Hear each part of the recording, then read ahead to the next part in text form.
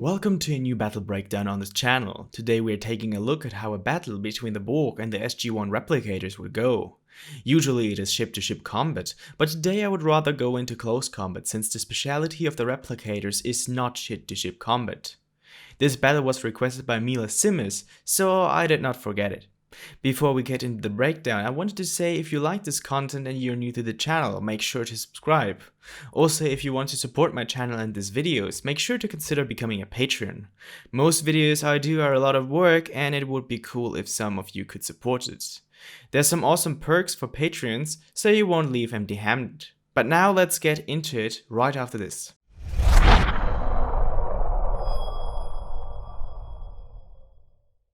We don't need to break down the Borg cube again, since you by now probably all know what it can do. Let us take a look at its occupants. Borg cubes are crewed with so-called Borg drones. These make up the collective's population and were half organic, half machine, each of them being capable of assimilating technologies and people in process adapting to what they could do. All of them had personal shielding, protecting them from weapons they had adapted to.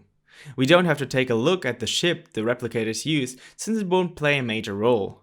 Let's get to talking about the Replicators themselves.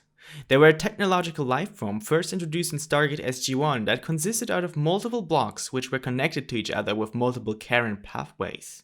These Replicators consumed parts of highly advanced technologies adapting to it and replicating themselves. There's a more detailed video about the Replicators on the channel already, and it should be showing up now. Click the link and check out this one before you continue watching. A Replicator-infested Asgard Ballistia class is on its way to the Milky Way galaxy. Suddenly, sensors detect a gravitational wave that seems to be interfering with the ship's hyperdrive.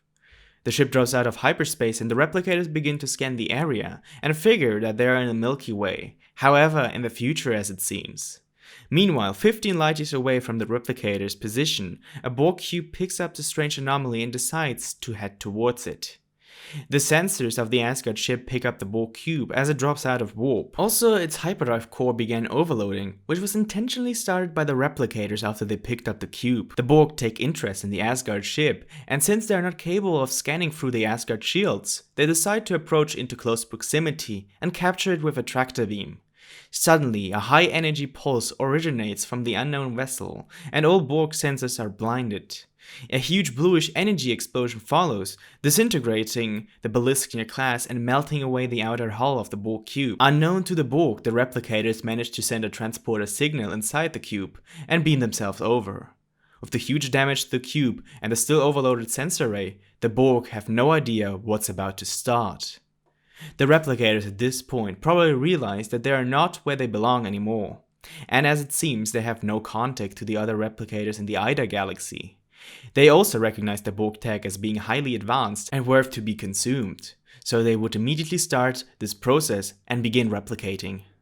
The sensor system of the cube was restored after a time, and they would discover that portions of the cube start to go dark. Drones are dispatched to this location in order to stop the unknown threat, and as the Borg watch the live feed from the drones sent to investigate, they see small bug-like creatures, of which some look like they were made out of Borg tech, and some that were made out of an unknown metal. The live feed to the drones would suddenly stop, and the last thing they see being some Replicators spraying some sort of acid on the drones and starting to consume them. Well, only their technological parts. As more and more areas of the cube start to go down, the Borg begin to isolate critical systems, finding that it at least slows down the unknown threat, giving them time to somehow find a way to stop them.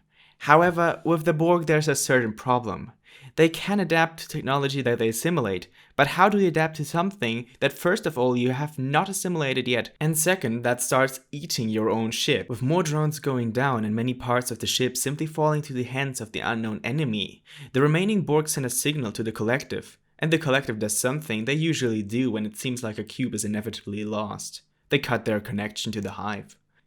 Chaos erupts on the cube. Soon after the collective separated the cube from the hive mind, the Replicators take down the remaining drones. Now they have a, slightly damaged Borg cube under control and begin to gather more and more information about them, finding that there's many of them in the Delta Quadrant. Additionally, they get information about other species in the galaxy and also about its resources.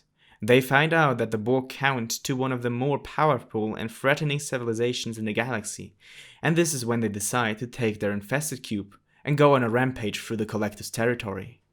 The Borg would by now know that there is some kind of new enemy in a part of the galaxy that is highly advanced, however they would still have no idea about their full abilities. Meanwhile, the Replicator-infested cube would attack other cubes.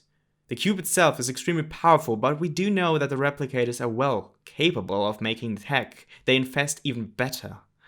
Probably they would even shoot their own blocks at the cubes in order to start infestation of other cubes.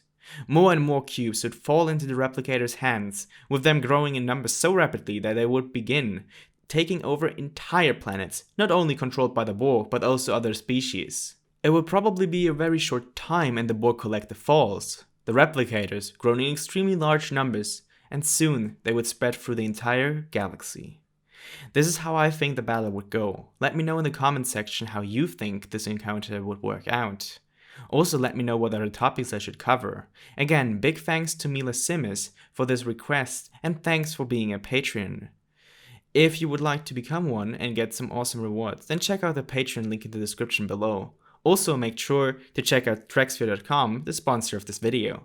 With all that said, stay healthy and safe. German Trekkie, out.